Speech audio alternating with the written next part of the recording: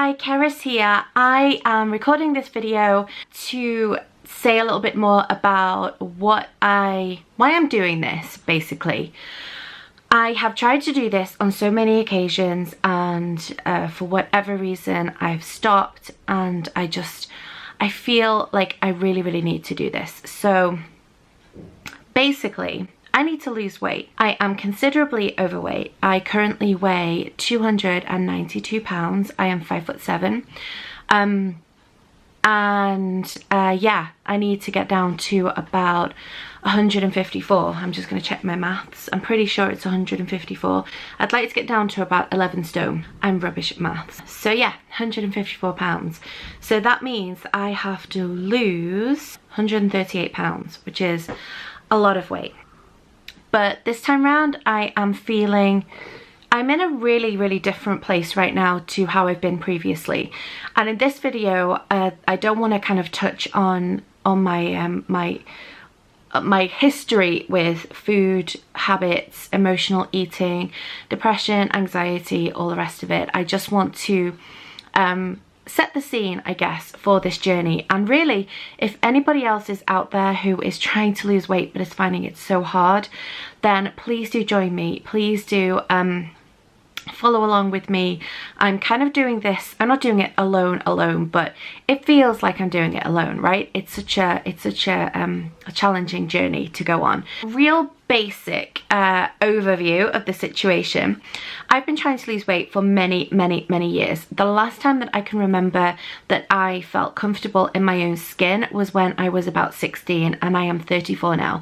I'm happily married. I have one daughter who is 7, and after I had her, I really took to comfort eating in a whole new way. I struggled with postnatal depression, and basically I use food for anything other than fuel.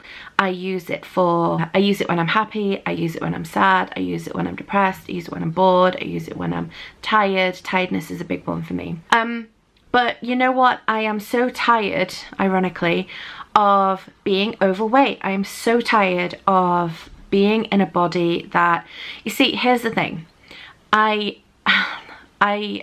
usually gravitate towards resources that embrace body confidence and, you know, loving who you are in the skin you're in, learning to accept yourself. And I've done a lot of work on that. I'm definitely way more accepting than what I used to be.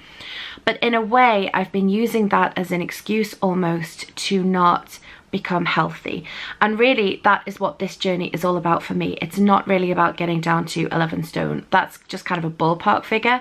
But if I got down to, say, 15 stone and I felt really healthy, and I just, you know, I've changed the way that I eat. It's my relationship with food, my relationship with my body, and the fact that I don't move it very often. If I can do that and it turns out that I'm at 15 stone, then that's totally fine with me. This is not a journey about fad dieting. This isn't a journey about losing weight overnight. I'm fully aware that this might take me a year or longer, and I'm totally happy with that. The goal for me is to really heal my relationship with food, because honestly, my relationship with food is pretty bad. I've seen major improvements over the last week, but up until recently, my diet has not been good. I kind of go through these phases where I'm better, and then I go through these phases where I just eat just the wrong things. I wouldn't say I'm a huge overeater. I don't overeat, but I really do eat the wrong things. Like, I will pick up a biscuit or a chocolate bar for energy rather than going for a piece of fruit or something that is healthier. And that's kind of where we're starting this journey. So I have been trying to do a Slimming World, which is an eating lifestyle, a healthy eating lifestyle over here in the UK, and you go to weekly meetings. And I've been trying to follow the Slimming World plan for years, like literally years and years and years. And the whole point with Slimming World is that you have a list of foods that you can eat unlimited, which is things like vegetables, fruits, lean meats, pasta, rice, you know, healthy whole foods. And then you have to count and sin, it's the word they use, sin your kind of unhealthier foods like chocolate and crisps and treats and all that kind of thing. And over the years, I've tried and tried and tried to do Slimming World. My husband Andy is doing it with me as well. But we find ourselves not really sticking to plan, and I've been kind of on this really frustrating journey of putting a pound on and then losing a pound and then putting a pound on and then losing 2 pounds and then gaining half a pound, and it's just so frustrating, so frustrating. So last week, or about 2 weeks ago, I had to sit down with myself and I said, what is it that is stopping me from losing weight? What is it that is really seriously stopping me? Aside from the fact that I use food for emotional purposes, what is the real reason? More specifically, what is it going to take for me to put this right? And of course, this may be, well, this will be different for everybody who's trying to lose weight but can't, and just can't seem to get the weight off. But for me, I had a bit of an aha moment last week. And by the way, just for the record, I'm looking at my watch, which isn't on my wrist. Today is the 10th of February, 2019. So just over a week ago, I came across an awesome article. I'll link it in the description box below. From a guy who'd lost a significant amount of weight on his blog. I think it's called The Shape Within. I just came across it on Pinterest, and in this blog, it was a blog post. In this blog post, he was basically talking about how when we want to lose weight, we want to go from 0 to, you know, full-on weight loss, and it's perfectionism. You know, it is an opportunity for the perfectionist in me to come out. If I start losing weight, I want to do it perfectly. And if I slip up one day, then I've slipped up for the whole week, and then a week turns into a month. And in his article, I started to understand how the smallest positive steps can make the biggest differences. And I'd never really seen it like that before. I've always kind of been on a slimming world. I haven't really tried to do any other method of weight loss other than Slimming World, which is healthy eating, really. And his perspective really helped me. I can't remember his name. I will have to look it up for next time I do one of these videos and I mention him. But he was basically saying that the smallest changes all mount up. And suddenly I thought, you know what? Next time I try to eat something unhealthy, why not just try and make a better choice? And instead of not walking up the stairs, just walk up the stairs, you know, just like really simple things. And so this was on the, I think it was on the Thursday that I found his site. And on the Sunday, so a week ago today, I went out and I bought myself a Fitbit Versa, which is currently in the bathroom because I've just had a shower and I've forgotten to put it on. But anyway, a Fitbit Versa. For the first time in my life, I realized I have not got a clue how food works. This sounds so ridiculous, and part of me is thinking, how on earth can you be sharing this with, you know, potentially the world? You sound so pathetic and ridiculous because this is like high school stuff. But honestly, I thought to myself, I've never really looked at the labels of my food. I've never really tried to understand the mechanics of weight loss. And I know for many people, you know, they don't want to look into the mechanics of weight loss. They just want to eat stuff and be told what to eat and lose weight. But I'm somebody that likes to understand things, and I find if I don't understand it, if I don't understand what's happening under the surface, then I don't take as much notice. I think the first thing for me was I need to educate myself on food. I need to educate myself on what calories are. I'm not going to be kind of, you know, going crazy on calorie counting, but I need to understand where energy comes from and how the amount of energy that I'm eating is so far apart from the energy I am expending. Because the truth is, I work for myself, I run my own business, and I have done for 7 years. And that basically means that I can stay in the house all day. I can sit at my desk and not move. And I know that this is not good for me, but it is safe. You know, I find exercising difficult. Don't particularly enjoy it. So I bought myself my Fitbit, and on the Fitbit you can track all of your calories in. And for the first time in my life over the last week, I've started looking at the labels on food. I've started to understand that every calorie is made up of either carbohydrates, proteins, fats, or alcohol. I'm not really counting alcohol because I don't drink, I never have.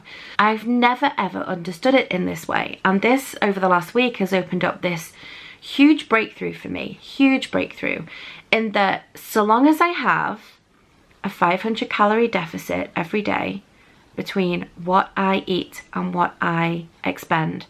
In theory, I should lose a pound a week. Now, obviously, I know this isn't an exact science, and I'm not kind of saying that, you know, I'm going to follow it this strictly. But what I have been doing previously is eating and eating and eating and not moving and still expecting to lose weight, which is ridiculous. So the plan is, over forever now, I want to change the way that I eat, and not just myself, but my husband and my daughter. We all want to change the way we eat.